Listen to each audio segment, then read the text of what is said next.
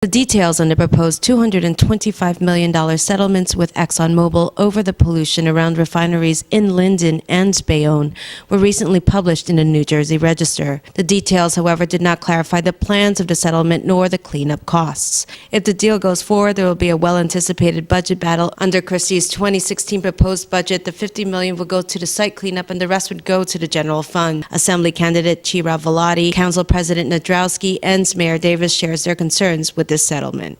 I'm concerned about the monetary value. I'm also concerned whether the local communities are going to receive any financial benefit. You know, for those communities that are built around these facilities were wonderful facilities and generating jobs for generations.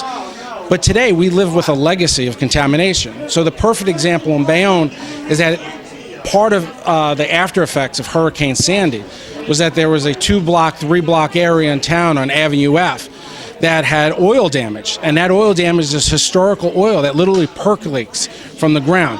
And I think it's incumbent on our decision makers to hold these companies accountable so that they clean it up to the highest standards feasible.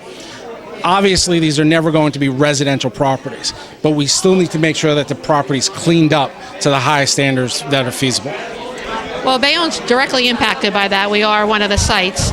It's a step in the right direction, but we really need to understand how that money is going to be divvied out, what's given in, what's going to come to the community. We really need to make sure that land is restored to a usable state for the residents of Bayonne.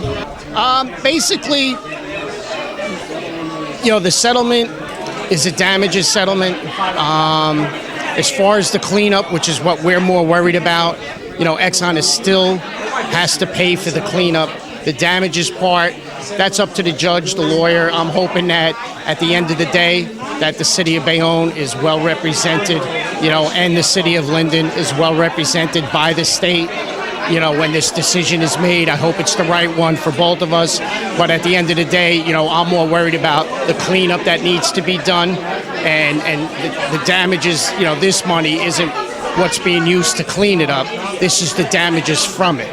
And that the cleanup, I'm more worried about the cleanup, and I want to make sure that the cleanup is done and it's done to the standards it needs to be. The Superior Court Judge Michael Higo will rule on the deal in June. Hudson County View, the eye of the community.